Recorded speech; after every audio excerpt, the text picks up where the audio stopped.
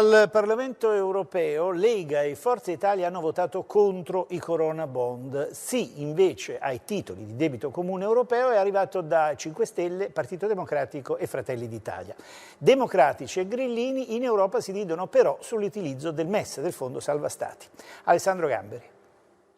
Il nodo è un emendamento dei Verdi che proponeva l'introduzione dei Corona Bond, titoli comuni che permetterebbero la condivisione del debito pubblico creato dagli Stati durante questa emergenza. Proposta bocciata con i no decisivi di Lega e Forza Italia, a favore invece Fratelli d'Italia. Salvini tradisce il paese, tuonano i 5 Stelle, mentre siamo impegnati in un difficile negoziato con i paesi del nord, incalza Stefano Buffagni, il partito di Salvini vota contro gli interessi nazionali. Sovranisti che votano contro l'Italia, aggiunge Dario Fratoianni. La verità, taglia corto il PD, è che la destra italiana è contro qualsiasi iniziativa per salvare dal fallimento l'Italia e l'Unione.